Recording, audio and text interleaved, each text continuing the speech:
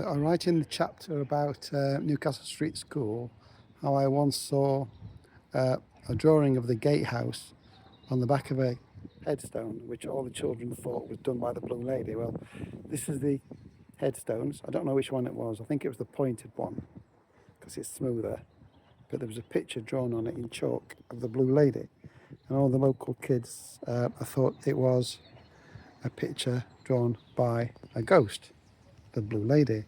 And this is the picture that it was of, the church gate yard as it was. There's some building work going off there at the minute, some refurbishment and stuff. I'm going to go over there and have a look, because rumour had it when we were kids that that was also haunted.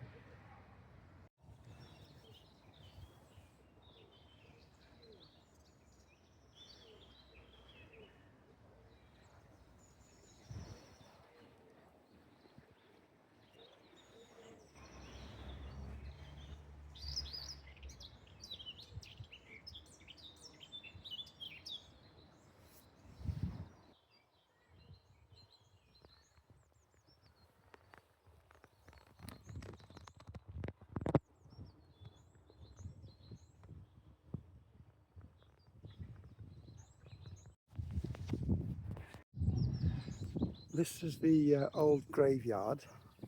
I don't know when the last person to be buried here was. It must have been 60, 70, maybe 80 years ago, because the other cemetery where my dad is buried, it's a more modern cemetery, and that had been filling up for a good few years by the time my dad died in 1965. So as you can see, it's a very old kind of horror style graveyard, to be honest. In fact, I wouldn't call it a graveyard, not a cemetery. That's the word I'd use for it, graveyard. And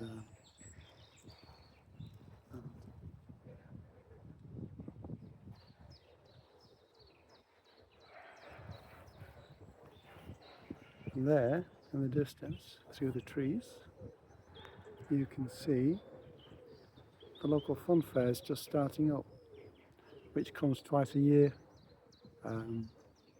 April, and it's here for my brother's birthday, Charlie, in early October, like 9th of October is my brother's birthday, and the fair's here then, so it comes twice a year. You can just see it through the trees.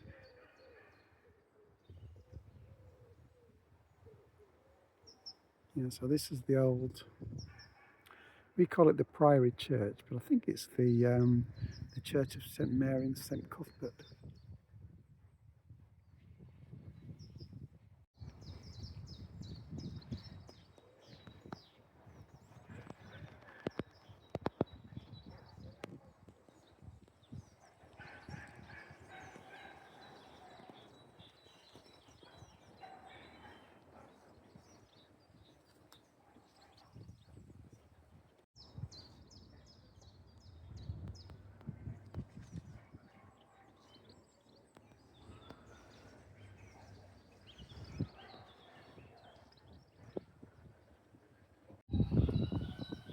This headstone that Hannah Smith died aged 83 in 1891, which means she was born before Queen Victoria became the Queen. But then if you look further back on the grave, look towards the headstone, it says on it that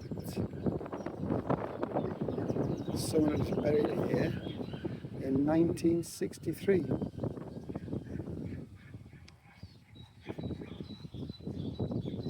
So just think of that age difference from Queen Victoria to 1963, when I was alive at the time.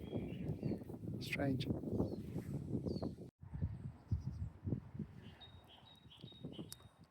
So I found a small section of quite modern looking graves. This one there, look, is dated 2015, and 1981, 1986, and then further over there,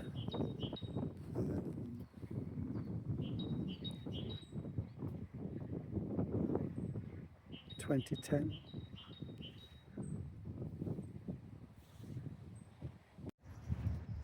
So this is the gatehouse that we thought was haunted. And if you look above, I don't know if the video show it, there's lights on up there, I think. But that used to be a classroom. And the school, my sister used to go to classes in there, and rumour had it that it was haunted. It was a monk that killed the kids. That's the story I was told. And I mentioned that in the book as well. But I'm going to try anyway if I get it written properly. And then, see the door there? We used to go up there, knock on the door, and then hurry down those stairs. And we did it. We can't see it from here, but we did it one day, and my friend fell down the stairs. Oh, there's a gate there. Now. I can't get. I'll try and get closer. There's a gate which you can't get up there anymore. But I mean, with the kids. So we get it closer. Zoom out.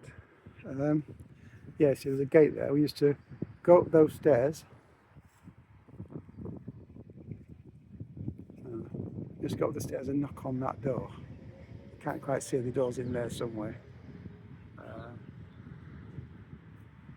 Yeah, we used to knock on that door, hoping the ghost would get us, and we used to run down the stairs. And my friend got her halfway out there, went tumbling down and smacked his head on the concrete, on the hard floor. As you can see, it's stuck there now. So all these stones are all old, as you can see. Nothing. I mean, this thing is what, 800-900 years old. I'm going to take a shot from the other side. You can see it from the other side.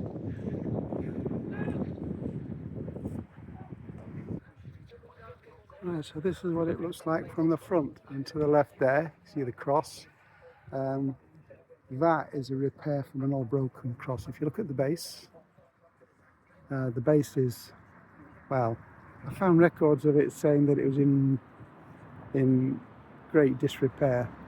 And it used to be across the road further behind me, where all the traffic's heading there. I'll just show you where I was told it used to be. It used to be further along there, where those buildings are, the traffic is. There used to be a street there when I was a kid, but that's gone now. So that's where the cross used to be. And that's all I say. They moved it, rebuilt it, and I've got records saying that cross was missing nearly 200 years ago, so that's been rebuilt.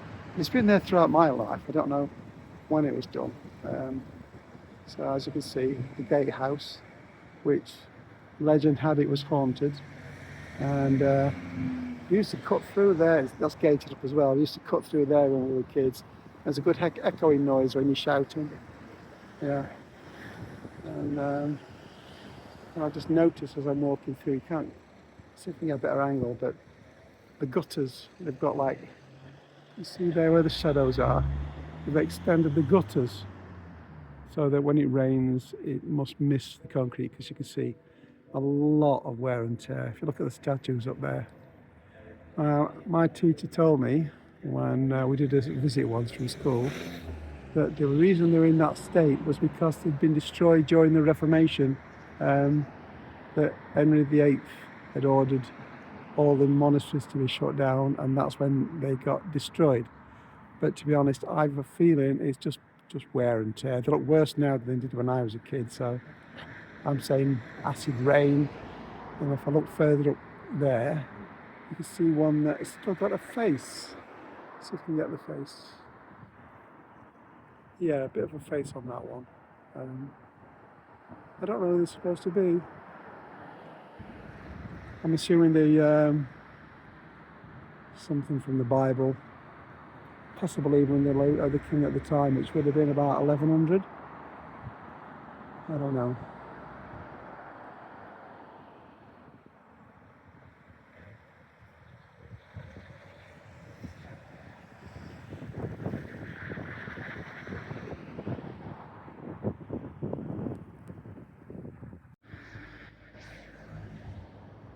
So we used to walk to school this way, down this path, and depending on what we were going to do on that day, we would.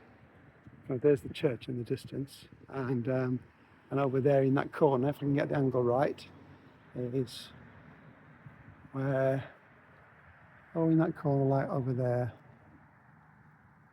is where we saw the blue drawing of the Blue Lady, and then in the distance there,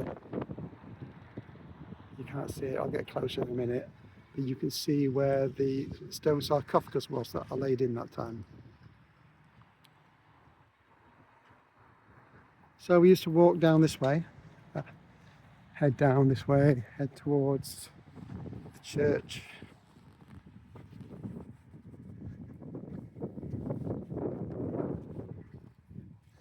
But as you can imagine, it's all been modernised, and from this angle, I'll get closer. From this angle, you can see that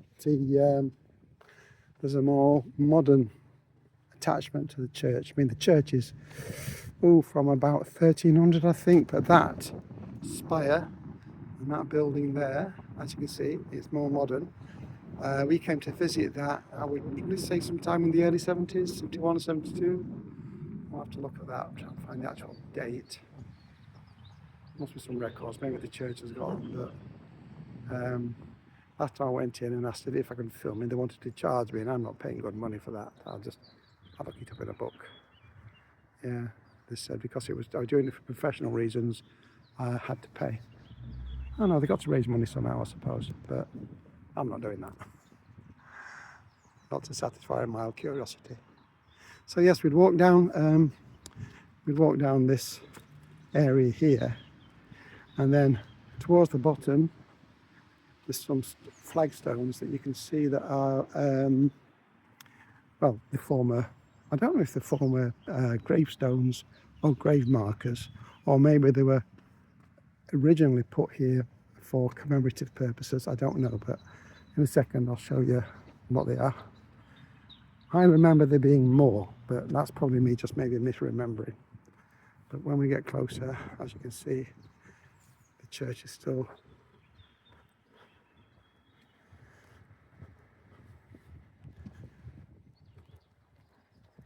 it might not seem it, but that door there in front of you is now the main entrance to the church, and not the other side there where the towers are, which I'll show you in a moment.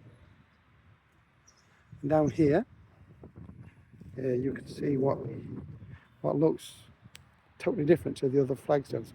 Now I remember this being a gravestone with writing on, but it's a bit too big for a gravestone, and it's possible it might just be a flat stone. But further along, there is definitely a memorial stone.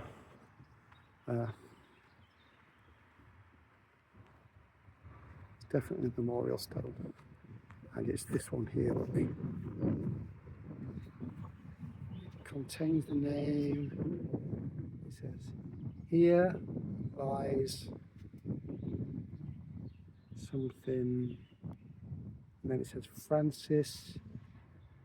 Oh, here departed, though departed, you shall something 1804.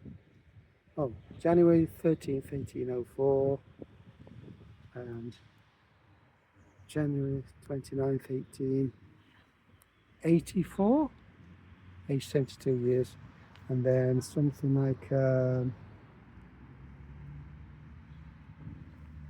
make the name out, it's dark, but it says aged 3 years, oh Jesus. And Hannah Lane Hodgson, who died October 4th, 14th, 1848, age 9. So so you can imagine, like, as children, as kids, as 10-year-olds, 9-10-year-olds, we were fascinated by the fact that there were some graves of buried children there. And then if I turn and head this way,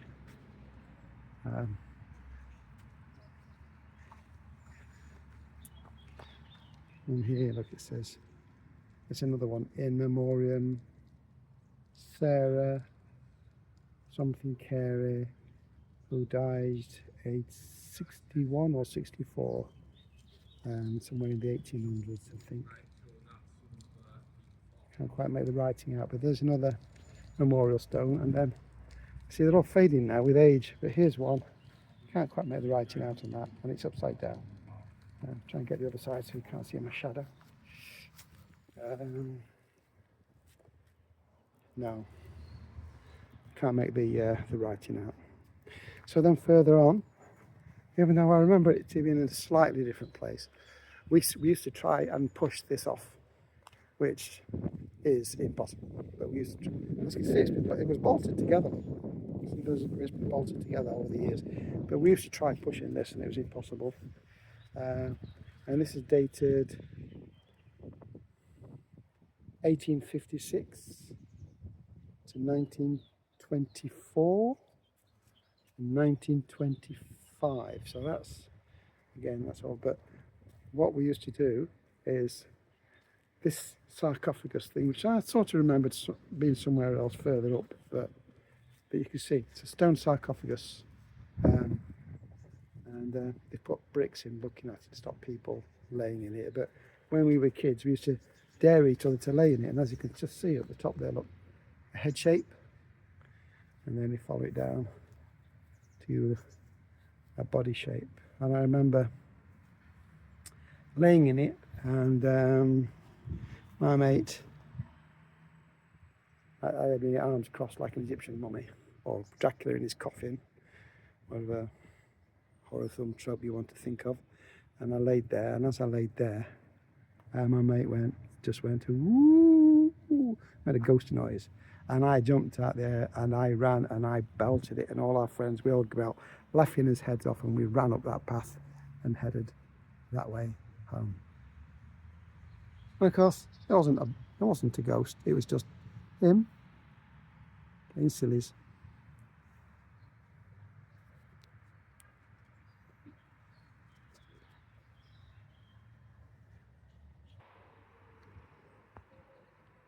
Right, and here's the actual name here. You can see it's founded in 1103 up the top there, but it's changed its name. It's called now the Church for the Society of St Ilda and St Wilfrid, but I definitely remember it as the Church of St Cuthbert and St Mary. And if you go on Google and search for it, that's what you find. Google St Cuthbert and St Mary. But nobody ever calls it that. Everybody just calls it the Worsthorpe Priory. There in the distance is the volunteer service where the red door is. That actually used to be a school, the Abbey Girls' School, and that's where my sister attended. That was her main class, and the gatehouse that I've just shown you, is the well, there was a classroom there above it.